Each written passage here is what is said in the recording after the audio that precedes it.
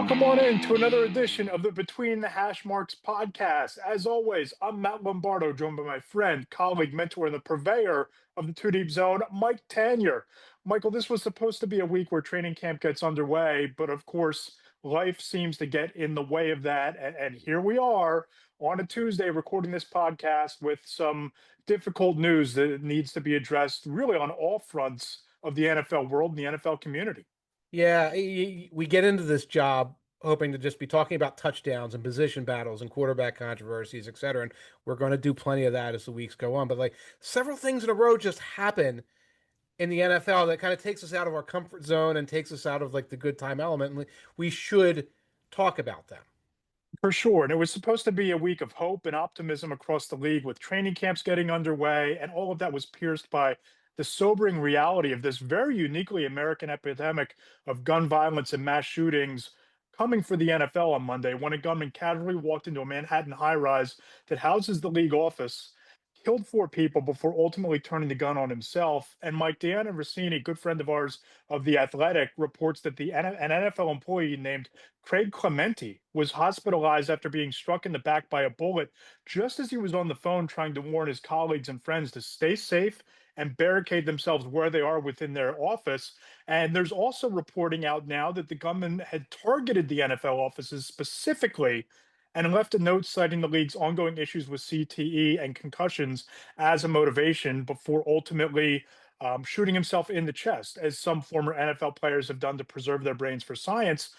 And this isn't the first time that the NFL has been touched by gun violence, because you'll remember there was the shooting incident 2 years ago at the Kansas City Chiefs Super Bowl parade.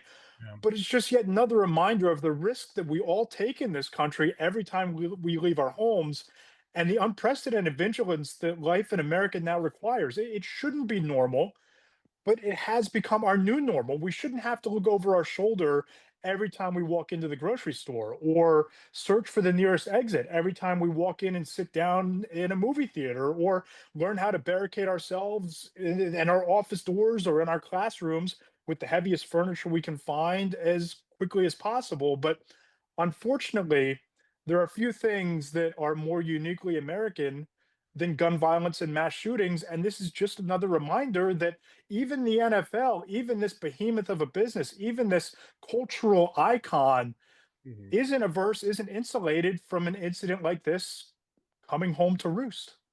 Right. And when you hear the story of Clemente, on the phone, giving the safety procedures to other people, and then, wind up getting shot.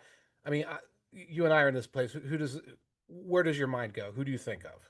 Oh, immediately it went to my wife and your wife, but both Yeah. teachers. My wife is in a middle school setting, so there's a little bit more risk there. I believe your wife is a high Right. school teacher as well, so there's an inherent risk there. I have, my daughter is going into second grade, and your heart skips a beat every morning when you put her on the school bus. This is just the reality and the fear that we all kind of have to grapple with these mass shootings continuing to be an issue and a plague on American society. Right. And your wife, my oldest son now, and me for many years of my career in the classroom. I was a teacher in the classroom during Columbine, during 9/11. I think I had just left before Sandy Hook through constant shootings. I've done all the possible protocols and possible drills that you discuss, like barricades and bringing people to the back of the class and normalizing this to the degree that all of our children go through life saying, "Yeah, that well, this is what the alert is, and this is what you do," and acting like this is normal. And yeah, as a teacher and as anyone, I guess a citizen, but like as a loved one of a teacher, your heart skips a beat. You always feel like you're rolling a dice to a little bit, and then it becomes this low-lying thing that you start to almost assume. It's like, well, this is what we have to live with. And now with the NFL, yeah, it's the same thing. It's like, well, I guess we have to live in a world where maybe gun violence could break out during the Super Bowl parade last year, like you said, could happen at league headquarters, anything. I reject that. We should not have to live like this. And that's I think what's most frustrating for me as an American citizen, a husband to a teacher, a father to young children, a journalist. I mean, we can't forget the Capitol Gazette shooting Right. in the middle of a newsroom could very well have been you and I doing our work, at our office, at our desk, at our cubicle, and Mhm. a mass shooting occurs in the office as it did at the NFL. It's a scourge on American life. It is a great disappointment of mine in our system of governance that we can't pass sensible gun control measures to make life even a fraction safer. And people always push back and say, well, how are you going to stop every mass shooting? Or, if you take away the guns, somebody's going to use a car or use a knife. Okay, make it more difficult. Just make it more difficult inch by inch to these things happening. Do what you can to try to prevent them, because not trying, Mike, is what leads us to recording this on July 29th, which, if you look back on the course of this year, it's the 210th day of the year. Uh-huh. 198 people have been killed so far as of this moment, 883 people injured in 253 mass shootings on the 210th day of the year here in America. And again, it seems like in today's news cycle, the 24-hour news cycle, there's a mass shooting in a school. It's a big story for an hour or two, and then it's wiped off the pages. Or, we're on to the next incident, the next tragedy, the next controversy. Maybe the NFL having to face this, maybe it's a conversation starter for some people, but I just fear that it is once again going to be an example of a tragedy happens and too quickly we just turn the page without meaningful action. And the NFL's idea of meaningful action being like, well, let's make the stadium lines longer to get in, and make you have to go through four more searches or things like that, when this has nothing to do with that. And not totally tangential to this is the CTE issue, and that this individual who was a high school football player, who believed that CTE might have contributed to this individual's what sounds like documented mental health concerns. And that may be true. That's certainly possible. Again, I was a teacher during Columbine, and I remember that the problem was black trench coats Yeah. and Dungeons and Dragons and heavy metal. And there's always a thing, or it's, well, it's undiagnosed mental illness, or it's this or it's that. There is a common denominator. It is guns, guns, guns, guns, guns. What's frustrating now is it's hard to even go out in the street and protest against guns, because you have to get in line behind the protest for the other thing, and the protest for the other thing, and the protest for the other thing. This is a space at least to, like, just talk about the outrage and the anguish and the frustration, because we have the excuse right now, almost like, well, it's an NFL story, so we can talk about these things. Right. And that's what I want to talk about. I don't want to talk about, oh, well, this is a concussion thing, and we need to shift this over to the concussion lane and things like that. That's what you do every time there's a shooting and you don't want to talk about guns. You shift it. The people who are radically pro guns look for any shift they can. I'm not going to go for the shift this time. And there should be a shift, because even if mental health played a role in this specific incident or other incidents, this is a microcosm of the bigger problem, because one of the first victims of this shooting, according to multiple reports, was a security guard in the entryway in the lobby of the building, just hung up the phone on a FaceTime call with his wife and his young child, and was shot on the spot. Now, if guns weren't the issue and it was someone with a knife, it was someone with some other weapon that isn't as capable of producing mass death on demand, perhaps that individual, that law enforcement officer, is still with us today, or a hero in the building might be more opportunistic and able to tackle him, to stop him, prevent him, slow him, than they are with him carrying in a military grade assault rifle into the building to create and enact mass violence. Again, I know it's a difficult conversation, but it's a conversation today after this incident that I think it's worth shining a light on the broader issues within society, the fact that there are so few safe spaces in this country right now that even the NFL is being directly affected by this. Roger Goodell sent out a memo to employees in New York about the grief counselors on location, Right. instructing people to work from home. Understandable if they want to take the day off, which should be the norm after going through a trauma like this. But the NFL is forced to react. There's going to be added security at that building. But I think that it's past time that leadership in this country takes a more active role to figuring out how to slow this down, solve this problem, or at least slow the ability for people to carry out incidents like this. Agreed. And I'm kind of tired of, again, decades in education hearing, and the grief counselors are coming. Like they're the hardest working people in show business in America these days, because like, oh well, we stopped trying to solve the problem, but we have these extra people to come in to try and help you deal with it and give you one day off. And by the way, the teachers don't get the day off. It's like the kids or anyone else who gets the day off. I'm tired of that. I'm tired of the barn door swinging open and then running in to close it. And then the other issue is, you were a teacher during Combine. I was a sixth grade student, Oh so I gosh. was living this reality when it first happened. Hmm. I remember very vividly sitting around in the classroom in the circle with the teacher, with everybody in the classroom, openly discussing what happened at Columbine, and there was the fear of copycat incidents, of Yep. copycat shootings. And in our school, there was a list that was found a few days later that turned out to be innocuous, but everybody thought that it might have been a list to carry out a similar crime. And you think about the reason why we haven't mentioned the shooter's name in this conversation, and we won't. Hmm. The last thing you want to do is publicize the person who carried out this act of violence, because it encourages others to go out and get their 12 minutes of fame, 15 minutes of fame by enacting as a similar shooting, Although, gosh, when there's 200 and some of them a year, no one gets famous anymore. I mean, right? that's it. But I mean, I could tell you stories from post Columbine of how it was in the teacher lounge and things like that. It's almost like I wish for us to be in a more innocent world where it's like we're all going to try to take action. But the action that we took back then wasn't, let's say this is offensive to us as a society.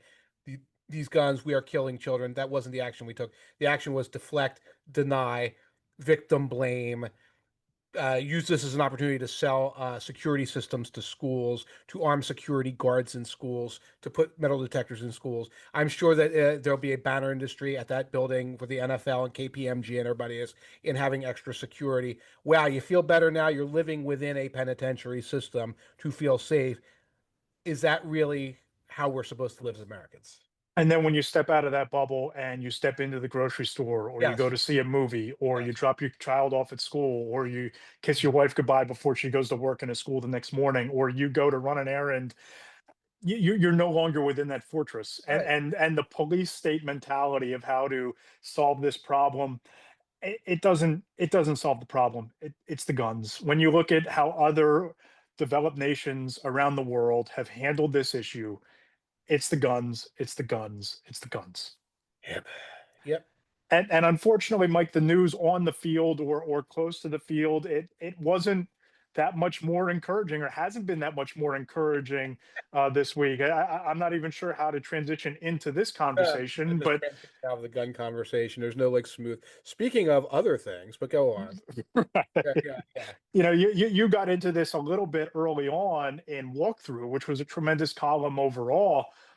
But the situation in Las Vegas with the Raiders and what led to Christian Wilkins' release, there are so many layers to this onion. I just want to put it to you: where to go to first, where you have a former first round pick, one of the highest paid free agents at his position in his free agent class, not once but twice, Hmm. loses his job, gets released, and there's all kinds of swirling reporting about what led to the Raiders moving on Hmm. from a player coming back from an injury who, if healthy, would have been a pivotal contributor along that defensive line. There's a lot to it, and the first one is um, him choosing to not have foot surgery, Yeah. and him choosing not to have foot surgery, leading to a voiding of guarantees in his contracts. And there's layers to that we can pick at. Um, and then but then the release appears to be involve a incident that involves dudes kissing dudes on the head in the locker room or in the facility somewhere. Wilkins kissing a teammate. And that left a lot of us gaping. People were joking about Schefter trying to talk about this. And it's like, Schefter's trying to talk about this to McAfee. And it's like the most macho men in the world, and their brains are actually like exploding here. But it's not easy to talk to when you're trying to be serious and you're trying to like be reflective of the. This could be anything from like a Richie Incognito bullying situation where this guy is going around and he's like belittling his teammates and making them uncomfortable on purpose. To the flip side of this is him joking around with his buddies and you kiss somebody on the head and suddenly they have a gay homophobic panic, like a boy cooties Yeah. weird panic and go so far up into the stratosphere in terms of their discomfort for this that they run the human resources. And then human resources, it's been a while since we've worked in a normal workplace. Human resources is not a guillotine in in real life. Human resources is we're going to call you in, have meetings, bring higher management in, bring your union rep in, talk about a possible suspension, talk about a possible you have to watch the goofy video about harassment, whatever. That's not how the Raiders human resources. The human resources guy is apparently the Grim Reaper and just cuts you immediately. And then we're still trying to avoid Wilkins's bonuses.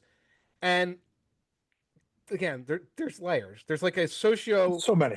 political layer to this, and then there's sort of a union layer to this, and there's a football layer to this, unless we just got rid of a really good guy in terms of being on a player, etc. And it's hard to unpack this, but I guess we're going to try. Yeah, I mean, it's worth trying to unpack here because yeah, and I have to offer up a mea culpa on this one a little bit myself because yesterday I admittedly stepped away from the desk for a half hour to Oh, do something else, clear my okay. head, and I come back to text messages from people inside the league, from you, Mm-hmm. trying to figure out what exactly happened with Christian Wilkins, and of course, my reaction was to go to social media, and in this rush for all of us to have a take on everything that happens, which has Mm-hmm. become the norm in our industry and in our business, I think I took a little bit of a misstep because I posted across social media that if Christian Wilkins is healthy, that some team is going to get one heck of a contributor to their defensive line because somebody couldn't take a joke. And I think that that was a little bit too flippant, a little bit too tongue in cheek on my part because we don't know the severity of what happened in the locker room. This could very well be a Richie Incognito level bullying, hazing incident, which you alluded to. But Right. but the bigger picture is we as a society, regardless of who the victim is, we need to take sexual assault and sexual harassment more seriously in this country. It's an issue that I care deeply about, but in the moment, I was a little too flippant, trying to react to the news of the day. And for that, I apologize to anybody who might have been offended. But it's just one of those things where it's so out of the blue. You don't hear about this type of story in the league leading to a team releasing a former first round pick after something like this, that it makes you wonder, as just that layer of the onion, was this just the tip of that particular iceberg? And that's where we start running into dead ends, and we're not in the locker room every day. Nobody, I mean, maybe there's somebody that embedded in knowing what's going on there. Josiah Anderson was reporting on it last week and has pointed out that no one in the league seems to think there's any documentation by the Raiders. Forget the kissing or the possible bullying or harassment or whatever that is. There's no documentation of them saying that they are displeased with his choice to not undergo the foot surgery. So Right. you, from an organizational control standpoint, this is bad because like the worst case scenario we're looking at is that Christian Wilkins was like, I have a foot injury. I'm just going to take the next 2 years off on the dime. Ha ha ha. See if I can get away with that. Oh, and then when I'm running around the locker room, I'm going to be this kind of jerkwad who like touches people and appropriately makes them uncomfortable, gets my teammates so pissed off that they don't do like the usual locker room thing and like come back at me, but or even run to the coaches, but run the human resources. If that's the case, if this is some sort of persistent thing, and there's no paper trail about it. On the more serious end, it means like the Raiders have no control over anything and they're just letting all hell break loose. On the dollars and cents thing, good luck going to an arbiter and saying, well, we those guarantees are void and we want our money back. Good luck. We didn't document anything. There's no evidence that anything happened except that we got mad about the guy not getting foot surgery. And then while we were mad at him, we were waiting for him to do something wrong, and we he gave us an excuse. So 43 tackles for loss, 22 and a half sacks in his career. And you look at a guy who was chosen number 13 overall back in 2019.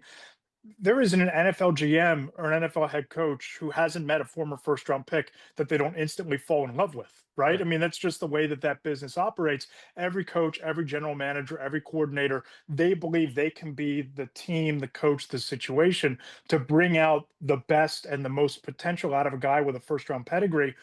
I know we're barely 24 hours into him being released, but there aren't exactly teams beating down the door to Mhm. sign him. So it makes you wonder, in this void of information, what really went on behind the scenes that Yeah. led to this. And as far as trying to claw back the incentives, claw back the guaranteed money, Yeah. Mike, this makes me wonder if this isn't just a broader sign depending on how the NFLPA reacts to this, of Hmm. a union in turmoil based on everything we've seen out of the NFLPA over the past 10 days, over the past several months, where that union, there are some real question marks about where the NFLPA is heading into what could prove to be a really pivotal collective bargaining agreement negotiation a couple years down the line. Yeah, the union's in chaos. Now, that shouldn't impact this because this is a matter of you call in one of your counsels. I don't think it has to be one of the good counsels. It could be the junior lawyer. You sit them down, you say, and you pretty much say, okay, here's the timeline of events. The Raiders restructure um, Wilkins in March like 19th. They restructure him, guaranteeing money in March. Sometime in the next couple of weeks, they come to him and say, you should be having surgery. And he says, no. Then you Right. void the contract, those guarantees in April, but you keep him on the team. Then you bring him into the facility injured, and then he mysteriously gets fired a couple of days after signing the grievance to get the to try and get back his guarantee. Tell me this isn't putative, and tell me this isn't simply a caveat emptor by a team that wants takesy backsies because they didn't do their due diligence to see what the health situation of this player was. I don't believe there's any language in the contract saying you have to have the precise medical procedures that the team tells you to have.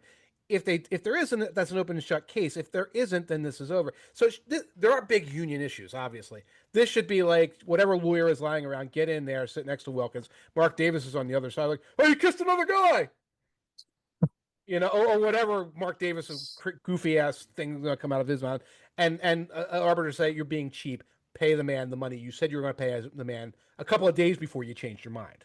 I'm not so sure that I've ever seen a situation like this, No, where a team is trying to claw back incentives and bonus money and guaranteed money over an injury. You had Jerry Jones come out and basically lambast his players and guilt them for getting injured after signing them to yes, long-term deals last week. Now you have the Raiders trying to claw back money.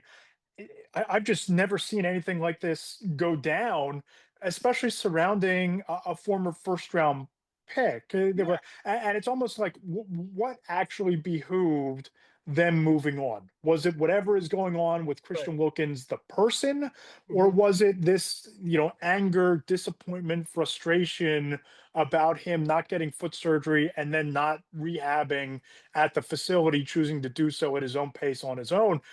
Something just isn't adding up here. And I think that nobody is being done any great service in this information vacuum because it leads to wild and rampant speculation. It Right. leads to criticism that might be warranted but might not be.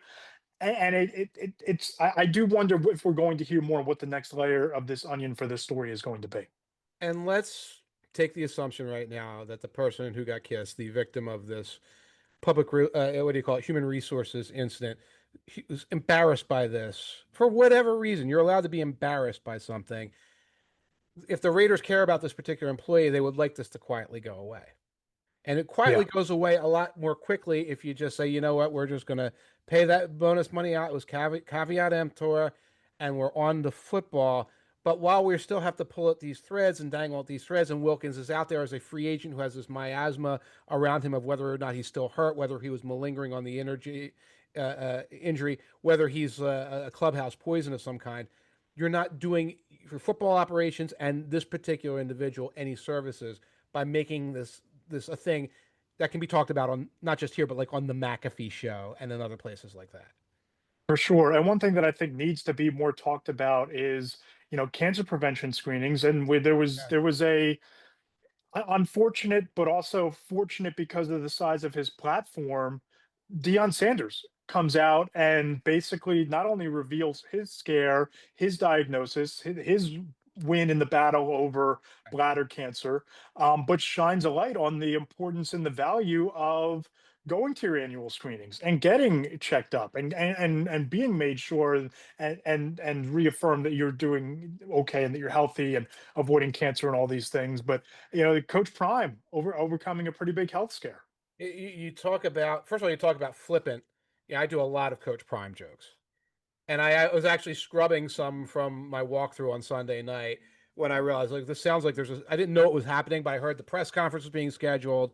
That like I heard Dion Jr., the son who doesn't play football, talking a lot about how much time he spent around with his dad and everything. Okay, this is definitely a real thing that was going on here.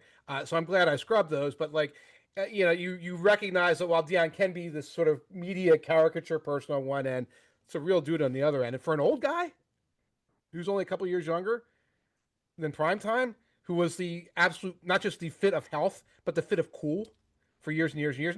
And for Gen Xers, it's still kind of like an avatar of cool as Yeah. we try to age into something that's not embarrassing. I mean, I'm glad he's okay. It's terrifying to see what he has gone through. It is a little bit of a wake up call, but it's good to hear him out there being this very blunt, very frank person talking about illnesses of the penis and the reproductive and the kidneys and things like that most of us are stigmatized. We don't want to talk about, and he's creating an opportunity to have that conversation. For sure. And you talk about the avatar of cool, it's not just for Gen X. I mean, you think about the recruiting classes that he's had at the University of Colorado and churning out, top draft pick Travis Hunter.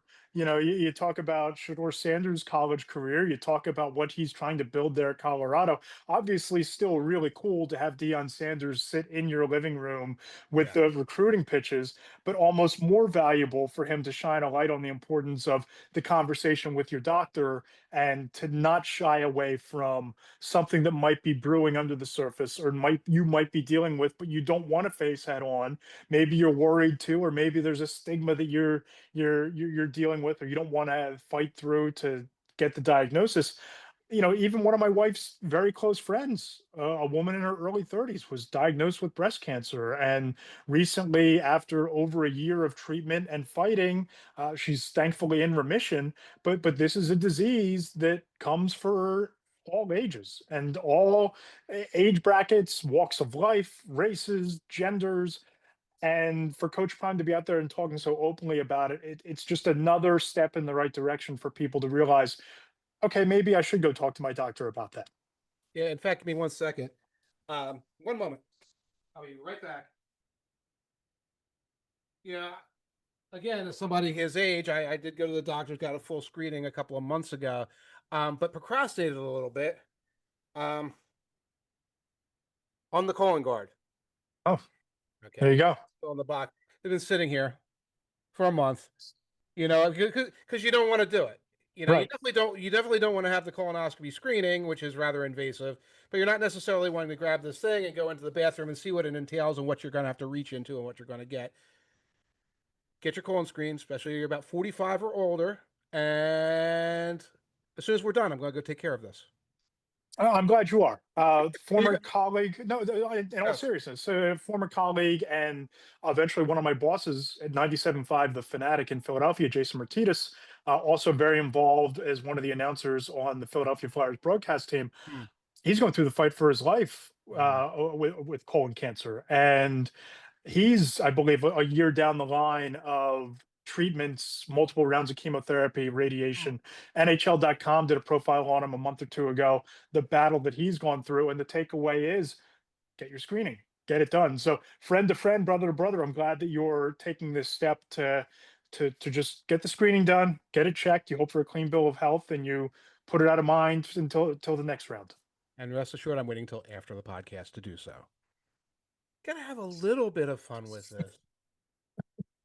You got to have a little bit of lightheartedness. You have to laugh sometimes to keep from getting that frustrated, anxious feeling.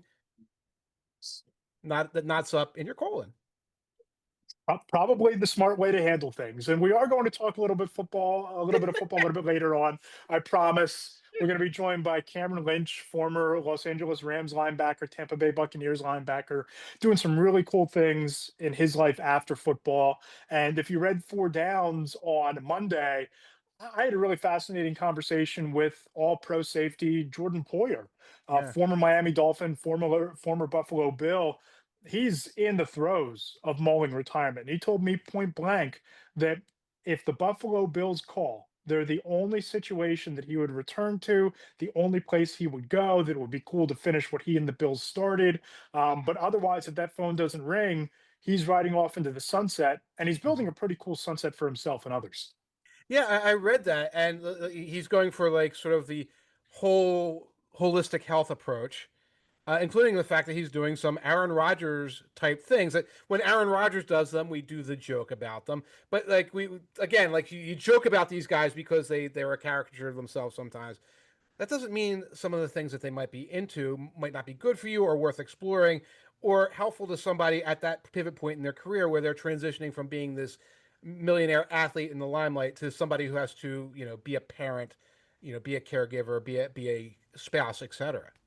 Right. And Jordan Poyer has fought through some really intense demons in his life. He's been really open about his battle with alcoholism. I Mm, remember he wrote the column in Players Tribune a few years ago about, overcoming, those issues in his life. right, And in our conversation this past week, the role of the plant-based medicine that right. he's talked about. It's one thing to joke about Aaron Rodgers going on an ayahuasca retreat to figure Yeah, out whether or not he should play football or not. It's right. another to hear a guy talk about the impact of these medicines and these approaches on his family, on his life, Mm. on his mental health, on his mindset, and how he's trying to help others on a journey to be the best version of themselves.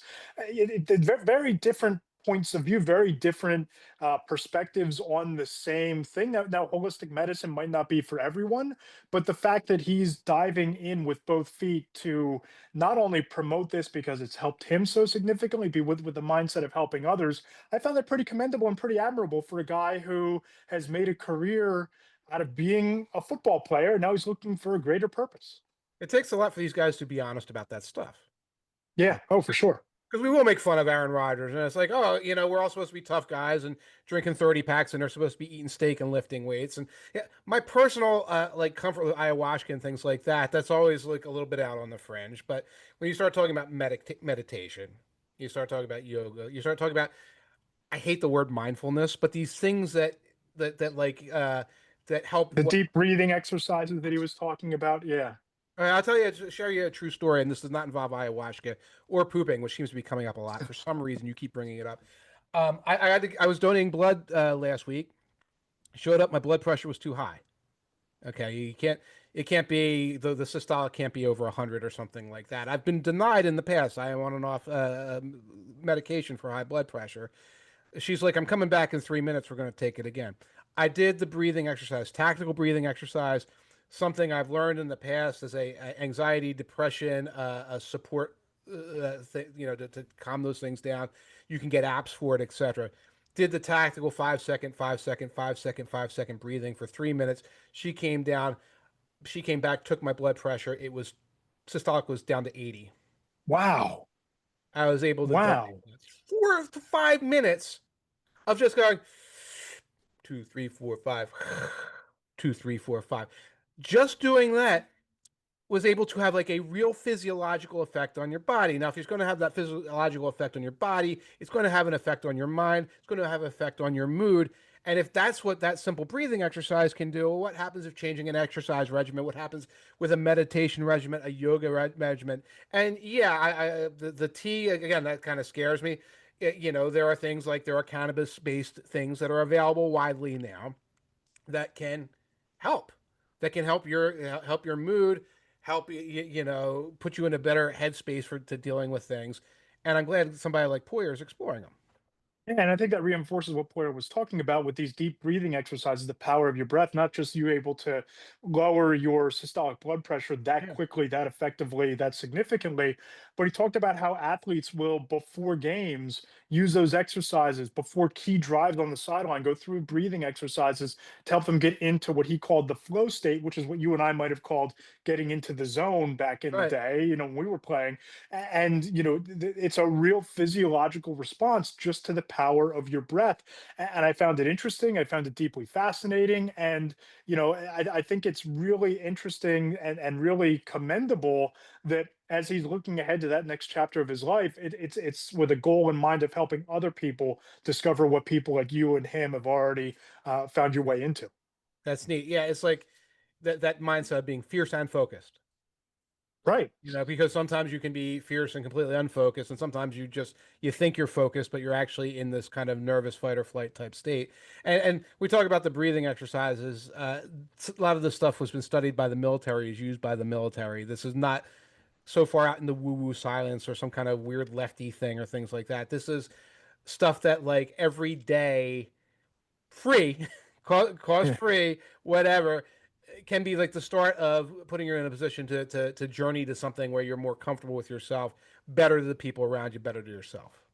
And he said that again, he reiterated the only way he's coming back to football is if Buffalo called him. And I Yeah. asked him point blank, he was in Miami for a year. It didn't go the way that he necessarily would have hoped. It certainly didn't go the way that Miami expected it to as a team last year. And I said, what makes the Bills so special? And he said, quote, Buffalo has something special about it. Obviously, 17 taking the snaps, but those guys play for each other. They play hard. They're tough to beat, especially in the wintertime. Teams going out there in the wintertime in the elements, it's going to be a fun team to watch this year. And he's super excited, especially for Josh Allen, unquote. The Bills are one of those teams where it just feels like, Mike, they went in the offseason, they bolstered the defensive Mhm. line, they followed the Eagles blueprint a little bit, they have the MVP. It seems like they might be one of those teams that this could be the year, the situation, the timing might be right for them to break through that glass ceiling. Yeah, I love when people talk about the culture. That is the culture. And part of the culture is the continuity of the players themselves. Part of it is what's built. Part of it is success begetting success, so to speak. The Dolphins don't have that culture. The Bills clearly do, guys like Poyer. I hate talking about the Bills in July because we know we will be talking about the Bills on January 20th or whatever. We know we Yeah. will be talking about them. There's no question that they're going to be there deep in the playoffs. And nothing they do until then can convince us that it'll be different this time. That's what's sort of frustrating about that team. It's like I will watch them win games 41-10 and be like, of course, the Bills won 41-10. Do you think they'll win the Super Bowl? I've got to see them out there in the snow in Arrowhead or Buffalo or Baltimore or a team that surprises us at that time. That's why I hate talking about them this time of year. They are also having a little bit of an injury crunch, so his phone could ring because from what I've been Yeah. seeing. Oh, no doubt, especially on the back end of that defense. And two teams that could be in the mix on the other side of the bracket are the Rams and the Buccaneers. That's why I'm so excited to talk to Cam Lynch and pick his brain a little bit. Cam, how you doing, my friend? Doing great, Matt. Thanks for having me. Nice to finally connect here on the podcast. Oh, happy to have you. Great to connect. Great to talk some football with you. You've done it at the highest level, and you're doing some pretty incredible things in your life after football. Working with Visa, I've seen you making the rounds on Wall Street. You've popped up on CNBC and on the background of the TVs here in the command center. During the middle of the week. Tell me what you have going on, and a day in the life, if you will, in Cam Lynch, Wall Street superstar. Yeah. So yeah, working at Visa, which is great, in the payment space, and then currently doing some content strategy for the team. So the world of podcasting, creating content, that's in my wheelhouse. Now the big thing is creators. You know what I mean? Creators are a big part of people's businesses, and when it comes to pushing a brand and elevating that. So that's been really cool to dive into that space. Being at Visa, big payments company, and then outside of that, jumping into real estate as well. So using some of those earnings from football to deploy those finances and to get some property, right? Build up the equity and wealth. So that's kind of what's cooking on my end. Living the married life as well. So being of service, to my partner each and every day. So life has been great. Can't complain. So tell me about the role with Visa, because you're working with some of the top athletes across the sports world and obviously leveraging some of your connections from your time in the NFL and the relationships you built along the way. How did that come about? And what's the most rewarding aspect of that work for you? Yeah. So we started at Visa through a program for former athletes. So it's called the Champions Program, and so through that, I was able to join the sponsorship team, and through that sponsorship team, work with the NFL since Visa's a major sponsor of that. And so, yeah, like you mentioned, working with the Christian McCaffreys, Visa's working with Christian, of course, the 49ers as well. And one of the most rewarding things that we've done is we've worked with his nonprofit, and so his nonprofit leans more into the gaming space and kids in some of the hospitals and make sure they have gaming consoles. And so we did a great activation with him. We had a small business owner design his cleat, right, for My Cause My Cleats Week, and those donations went to his nonprofit, which was cool, the Christian McCaffrey Foundation. So really leaning into the business side of the NFL and serving some of the players that I played against, right? I played at the Buccaneers, so I played against Christian McCaffrey in the NFC South Division. So it's just really cool not only to line up across these guys on the football field, but also line up with these guys when it comes to business at Visa. So it's been really a really awesome experience, and hope to do more.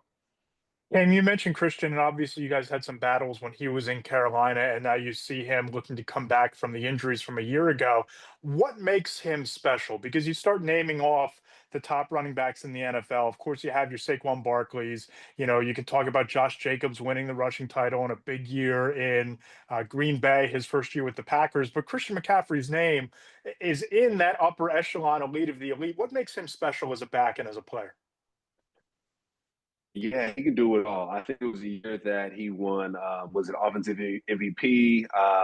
He got into the Madden cover. He had like a throwing touchdown, a running touchdown, and a Yeah. catching touchdown all in the same game. And I feel like that was against the Rams, but I think he can just do it all. He's a triple threat. And so, as a linebacker, when you prepare against an athlete like that, it takes two, right? Like you're gonna let your linebackers know, your buddies know, or even the defensive lineman, like, hey, if this guy releases, like I need you to get a hand on him. And so I think when it comes to athletes that are the best of the best, it takes more than one to cover that person or really to game plan for them. And so he can do it all. And then also off the field, we talk about what he does for his nonprofit, some of the things he does for Visa and the content that he creates. He's a well-rounded individual. He's a family man. I think he just had his first child and everything like that. And so it's just cool to see athletes take the success on the field and translate it to off the field. So that's what makes him so dynamic. And just, switching gears to football here, one of your former teams, the Tampa Bay Buccaneers, they've perennially been built on defense, a dominant defense, kind of adopting Todd Bowles' mentality as a head coach, formerly a defensive coordinator. There's a lot of buzz about Baker Mayfield as a sleeper MVP candidate. They've done a nice job with, the likes of Jalen McMillan and, of course, Mike Evans, Chris Godwin, all the weapons they've put around him. But when you talk about that defense and you talk about Todd Bowles, Cam, would you say this is close to a make or break year for Bowles going into this season in Tampa? I know it's funny looking at it because I looked up some of the stats and everything like that before the show, and I saw that he's been to the playoffs in the past 3 years. Right, every time he's been a head coach, he's been to the playoffs. He's won the division each year, and so that's hard to pass up. Right, I mean, we can look for another head coach to replace Todd Bowles. How much better will you get than that? I mean, of course, I know Todd's been losing in the first round of the playoffs since he's been there. But at the end of the day, he's winning the division. I think we look at success. Like, what does a successful team look like? The championship is number one, right? We had Tom Brady. We're able to win a championship. Right now, we don't have Tom Brady, but we have Baker Mayfield, and he's doing a good job of orchestrating the offense. I think was it Mike Evans had 1,000 yards last year. It was epic, right? Coming back from an injury and then getting to that 1,000 yard mark. Bucky ran for 1,000 yards plus, and then Baker threw for 4,000 yards, 4,500 yards, which is third in the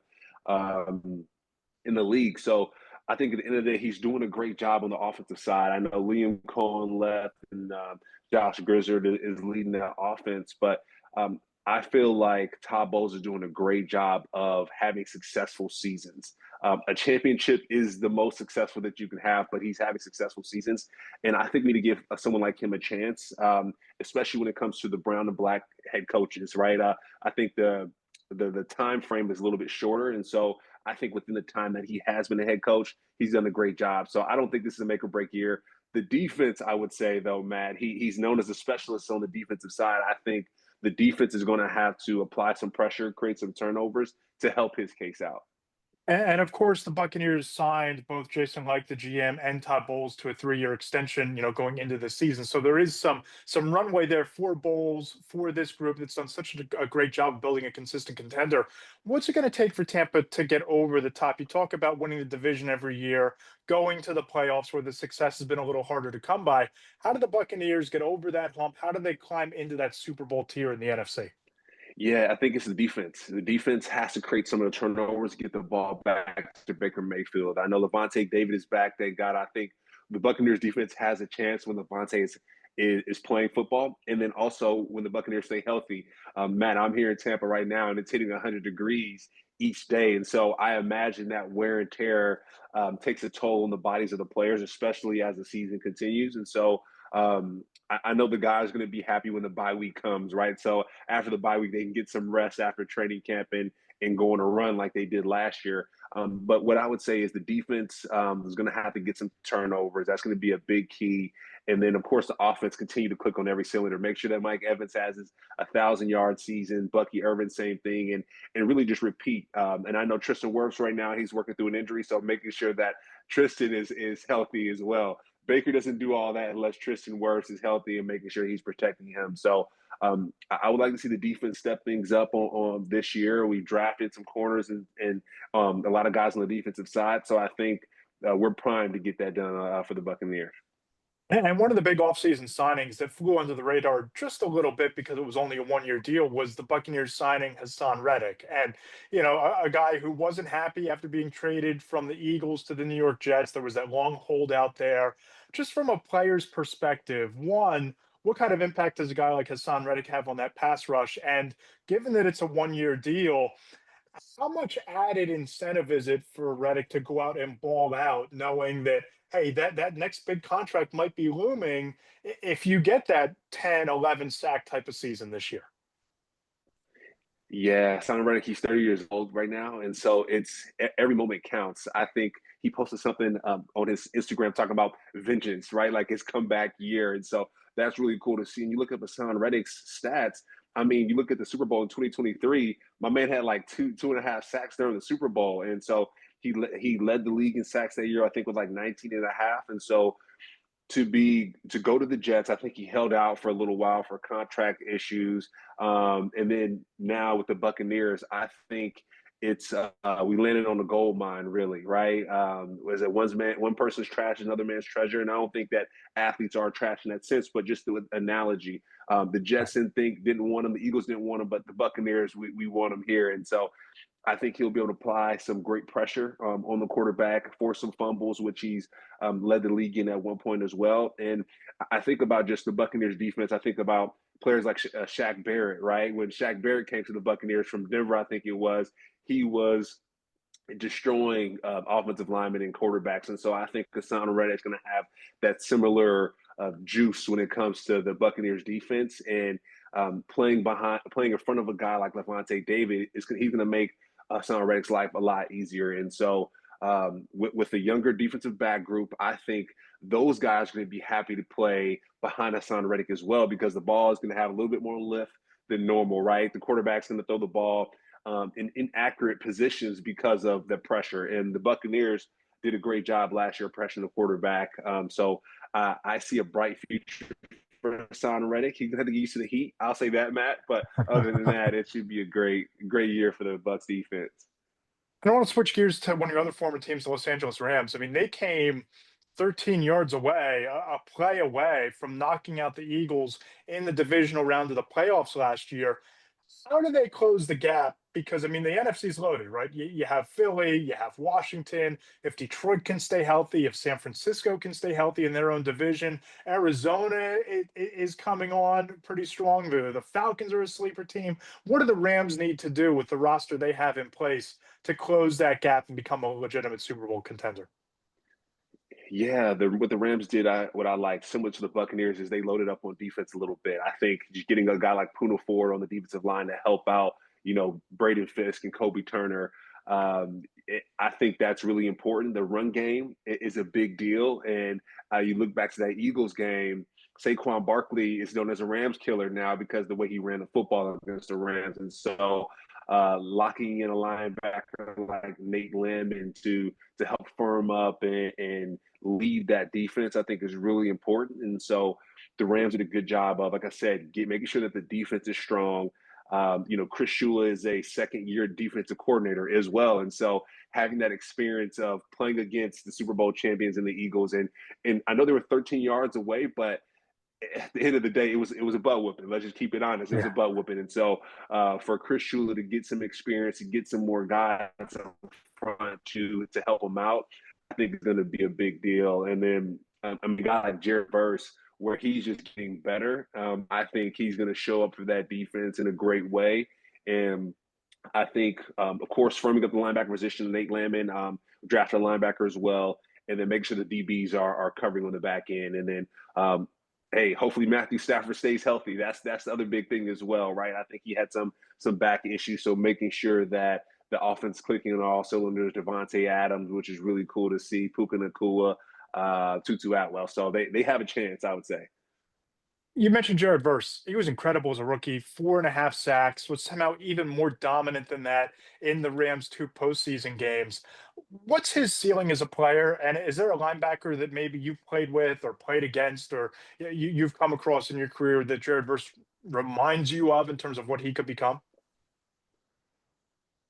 Yeah, Jared Verse, I think just his motor, right? You look at some of his stats. He didn't have, 19 that we talked about Son Reddick. He didn't have 19 and a half sacks last year as a rookie, right? But what I will say, though, his pressure rate, he was rookie of the year. I think PFF ranked him like top 50 NFL players in the league right now. And so as a rookie, that's a lot to say. I think Teron Armstead got online and was like, hey, he made retiring a lot easier for me, right? Jared Verse coming in as a bully, and he reminds me of just with his motor. He reminds me of like a Nick Bosa, the Bosa brothers, in their motor. It's like no matter where the quarterback is, they're going to use a straight line against the quarterback, and so I think when quarterbacks game plan for Jared Verse now, they're going to have to make sure they chip him because he's the talk of the town when it comes to the Rams, when it comes to the rookies, and that year he had last year. So of course he trained with Aaron Donald, right? He got smoked in the weight room against Aaron Donald, which was funny to see. But it's just cool to see the torch being passed. I know Kobe Turner is a defensive lineman for the Rams too, and he's doing a good job up front or in the interior. But Jared Verse has the opportunity to be one of the best defensive players in the league for the next 5 to 10 years. So, like I said, the motor is like a Bosa brother for me. Cam, go around the NFL real quick here. Who's the most complete linebacker in the NFL right now? If Cam Lynch is setting down, you got the remote in your hand on a Sunday, you got the Sunday ticket. Who's the linebacker that you're searching out that you want to spend your Sunday watching? Yeah, I mean, there's two of them. I'm gonna be a little biased because I played at Syracuse and Zaire Franklin. He's led the league in tackles for the past 3 years or so. I think Total he baller. to- Total ballers there, Franklin. total ball. I don't think he gets as much love as he should. I mean, coming from he's playing at the Colts, and so the Colts aren't really winning as many games as they should right now. But you think about guys like Zach Bond, who emerged onto the scene now for the Eagles, but was kind of behind the curtain a little bit when he played for the Saints, but emerged into the scene for a championship team. And so, if you give a guy like Zaire Franklin a chance on a championship team, we're going to be talking about him a lot more. And the other person too is Fred Warner. At the end of the day, I mean, he's an absolute baller. He plays sideline to sideline. He got a major extension recently. And you think about some of the linebackers that have come through of the 49ers, right? You got guys like Dre Greenlaw, right? He's helped elevate the game of some of the guys he's played next to. And so, Quan Alexander, for an example, as well. And so, a guy like Fred Warner is someone who I want to watch on Sundays, same as Zaire Franklin. It's been quite a month to be Cam Lynch. No doubt about this. You get inducted into your high school Hall of Fame. You're named to the Syracuse All 21st Century team. What kind of whirlwind has this been like for you? And how amazing does it feel to be recognized by both your alma maters as one of the top athletes, top players, top people to roll through those hallways? Yeah, it's a blessing. I mean, you talk about rolling through the hallways, and one thing that I want to share with, for the Hall of Fame really is like just treat people well because you just never know when it's going to come back around. I don't think you get inducted to a Hall of Fame, you don't get named to lists if you're not a nice person, if you're not a great person, if you're an asshole. And so that's one thing that I want to impress upon people is be great to people. People remember how you treat them, and so doing that, but then also laying down great work, at the end of the day, making plays. And so it's been a dream really this week. I mean, my birthday's coming up next week on August 4th. And so to have all these things stack up and then celebrate for the birthday is going to be quite amazing and quite the dream. And so I'm looking forward to seeing some of my former teammates, seeing the other inductees, at the Hall of Fame and giving them their flowers as well. Because for me, I don't get to where I am now without the people that led the way. And so it's an extreme honor. And then also, too, you talk about the 21st century list at Syracuse. Um, you know, for me, it took a while to actually starting to get on the field, right? I had to play special teams for a while for the first 2 years, of course, start on the blitz packages and then finally start my junior year. And so to be recognized on that list amongst other great players at Syracuse, like I said, is a dream come true. And so totally grateful for the people who've helped me get there, all the strength coaches, mom, dad, and cousins and aunts who've cheered me on throughout the time. So it's been a true blessing, and I'm excited to go see those folks this week. Give me the most memorable play from the college career in Syracuse where maybe you realized, all right, I'm not just the starting linebacker, or I'm not just a special teamer fighting for defensive reps, but this could be something for me. Yeah, so it was against Louisville versus Teddy Bridgewater, actually, right? It's like my sophomore year. We go to the Pinstripe Bowl that year, and I'm on the blitz package, so I'm realizing like, hey, in the blitz package, I have to make the most of any opportunity that I get. And so Teddy Bridgewater, Louisville, they were like ranked number 5, I think it was at that time. We ended up beating them, but there was a blitz play where I line up on the outside. I think I'm on the right side, and it's almost like a up and under type of play where I come up from the outside and come in through like the A gap, and I just drill him before he throws the ball. And I'm like, oh man, this is a good feeling, and I can see myself doing this at the next level. So when I see Teddy Bridgewater get drafted and go to the next level, I'm like, hey, I gave Teddy that work, on the field, and so I could see myself going to the next level and making plays. But that was a really good feeling. And then second to that one was Geno Smith. That we played West Virginia in that Pinstripe Bowl. It was snowing, and we forced a safety on them, and so that was an epic experience. They had a great team: Tavon Austin, Stedman Bailey. I mean, they were loaded on the football field, and so just those 2 plays, getting big hits on professional quarterbacks. Those are my favorite moments at Syracuse. Awesome stuff, man. And congratulations again. High School Hall of Fame, named to the all 21st century Syracuse football team. Tremendous accomplishments, tremendous accolades, doing great work off the field in your life after football as well. He's Cam Lynch. Follow him on Instagram, Cameron Lynch 50. Cam, appreciate the time. Really enjoyed the conversation. Look forward to talking to you further up the road, my friend. Thank you for having me, Matt. I appreciate you. Good stuff there from Cam Lynch. Always great chatting with him. And the fact that he's so involved in the financial industry at this point in his life after football, it's always cool to see what these guys are building outside the game. And 2 of his former teams going to be really fun to watch this year. That's for sure. Absolutely. It is great to hear these guys making that transition to the next step in their lives and doing it, with intentionality and with a sense of joy. Absolutely. And some joy to be had by us on what's been a really somber day and somber week across the NFL. There is football back this week. There is football with an asterisk, as the Hall of Fame game is set for Thursday night.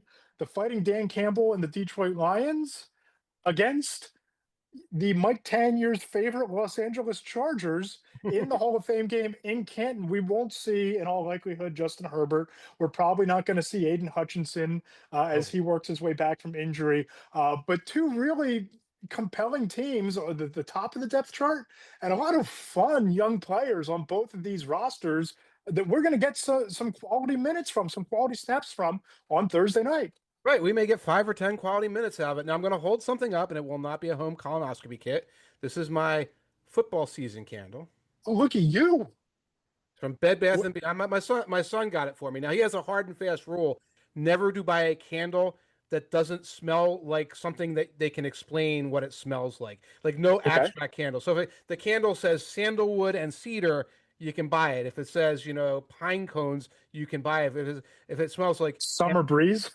summer breeze is borderline because you can smell a summer breeze, but like Yeah. ambition, Yeah. you know.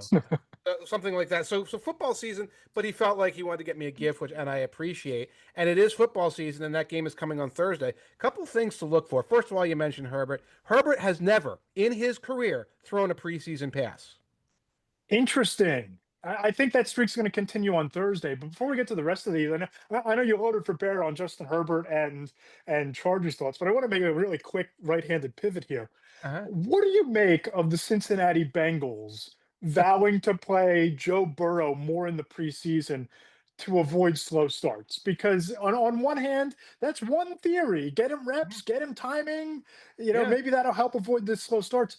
I don't know if it's the way to avoid sluggish starts to the regular season. I don't know if it's worth the inherent added injury risk. I don't know that there's much to be gained from playing a quarterback of Joe Burrow's caliber Mhm. in the preseason. Curious your thoughts on Zach Taylor and the Bengals vowing to play Burrow and the starters to avoid the week one slump continuing. One is it's no substitute for getting Trey Hendrickson ready to play. T- Two, I feel like any decision on that regard is the right decision if everyone is comfortable with it and the reasons why. So if Joe Burrow sat down across from Taylor and the guys, and maybe Jamar's in there, and they say we're worried about slow starts, and Burrow says, you know what? If the second preseason game I go out there and I play a half, maybe that can get us our rhythm together, and that sounds like a great idea. They should go for it. The Chiefs and Patrick Mahomes do that. Yeah. If Taylor went to Burrow, it's like, well, I'm worried about slow starts, so you got to play, and Burrow's like, I don't really think I've been the problem, dude. It seems like everything else, or the offensive line hasn't been the problem, or whatever. Then you're just flailing, and then in this case, you are taking on an injury risk. But in Herbert's case, Brandon Staley, the previous coach, was very much a no player guys. And when Herbert was a rookie, it was 2020. There was no preseason because of the pandemic. So I went back, Yeah. I quadruple checked. He's never thrown a preseason pass. He will not throw one in the Hall of Fame game. No. He will be standing on the sidelines chit chatting. Who will be throwing passes? Well, on the Charger side of the ball, Trey Lance is likely to see a lot of playing time. And that's somebody we always watch and find interesting to watch. Like, this probably is his last gasp. Somebody we thought was going to be the starting quarterback for the 49ers. Little bit of either a prospecting or a looky-loo rubbernecking situation to see if Trey Lance can pull it together. The fourth string quarterback of the Chargers, I'm going to butcher his name. Florida State and Oregon State and Clemson quarterback DJ. I can't even get the last name out. Oyemba. It's a train wreck. This young man was playing in college football since 2019, been in 3 different programs, had his moments. Is kind of like Jameis Winston, but like right after the eye surgery.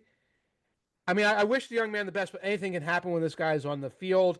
It'll be an interesting guy to watch going out there because you don't know what will happen. It's like an unpredictable wrestling jobber. Other side of the ball, talking about guys that like we all had our eyes on in the past, Herndon Hooker. Yes. Yes. I remember him going into the Senior Bowl, not being able to participate because of the torn ACL. Hendon Mm-hmm. Hooker was viewed as a fringe first round prospect coming out of Tennessee based on talent alone, winds up falling into the third round where the Lions get him at number 68. A Mm-hmm. guy with a lot of athleticism, big, strong arm. I thought he was kind of a draft and stash potential trade Yeah. chip a year down the line where the Lions could deal him and he become a starter somewhere. That hasn't played out, but he's a guy I've really been fascinated by since his college career. It'll be interesting to see Hendon Hooker and what he looks like getting some reps and some snaps in the Hall of Fame game. And what's curious right now is it sounds like Kyle Allen, of all people, is ahead of him on the depth chart. Now, again, he was a draft and stash initially. We're in year 3, I believe. He should be at the point where it's like, well, now I've established myself as the backup to Jared Goff. And like maybe I am stuck in that situation, but I should not be fighting for the number 2 job. Sounds like he's like Right. the number 2 job. Again, he's somebody I really liked, coming out.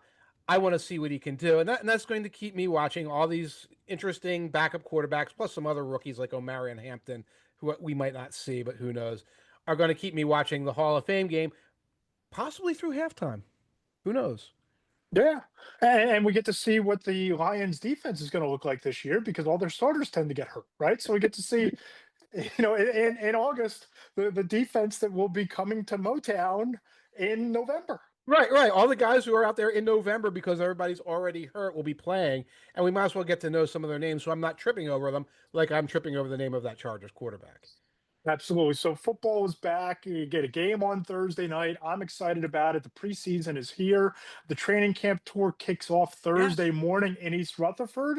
So I'm looking forward to that. Stopping in on the Giants. A lot of buzz around the Giants' young players, around Abdul Carter, around Malik Neighbors taking a big step, around Attaboy. Scatterboo. Scatterboo looks unstoppable, untackleable. Marshawn Lynchian in some of Yes. the videos that I see emerging from East Rutherford. I'm excited to get eyeballs on him. We'll be going live at some point after practice. That'll be a lot of fun. Some content Yes. coming out of there. Saturday, I'll be in Ashburn, Virginia with the Washington Commanders. And then next week, Latrobe for the Steelers. It's a fun time of year. Football's back, baby. I am jealous once again. I'm glad you get to go to Ashburn, not Richmond. Richmond is actually like a nicer city. Ashburn is not actually a place; it's just an airport. But Richmond was a nicer city. But man, that drive. Ugh. But I'm jealous you get to do this tour. But I get to live vicariously through you. Exactly. It should be a lot of fun. What do we have coming up on the Two Deep Zone over the next couple weeks? Well, I do have a camp roundup, and we're waiting for the camp news to percolate, and I'll be putting it into my Two Deep Zone on tomorrow, I think.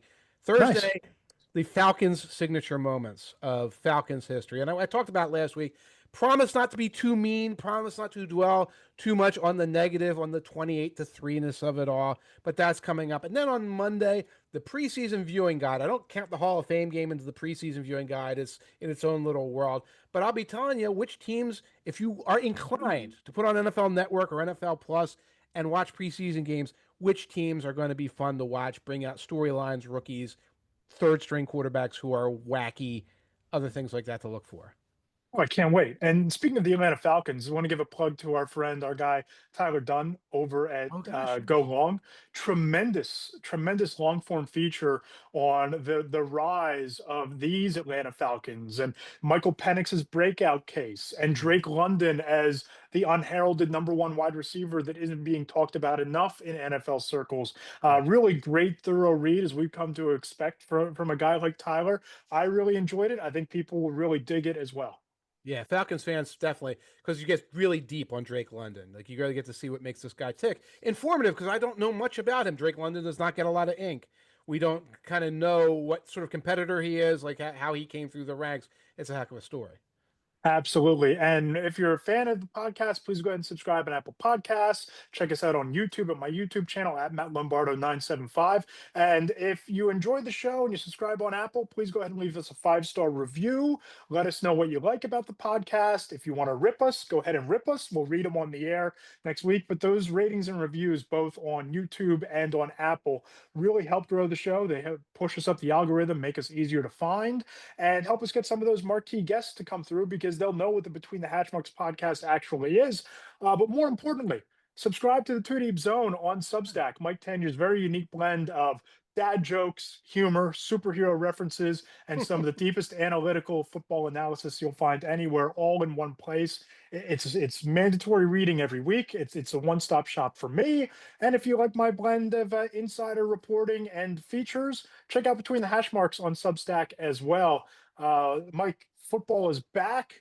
We'll have a game to break down next week and some other games to look ahead to. We'll have some games to break down, so we won't be super serious, hopefully, about the issues, news cycle worthy, because you know what, man? Football's back. So what's the candle smell like anyway? Oh, you haven't lit it up yet. What do we got? What do we got? Folks on the internet know I have lit the candle. Oh my God, it's like a Philly cheesesteak and an IPA. It's like, no, just kidding. It's just like pumpkin spice crap. I was going to say I need to go out and get one. It's right, Bed Bath and Beyond. It's not hard to find. Coming soon to a mall near you. He's Mike Tanner. We'll talk to you next week.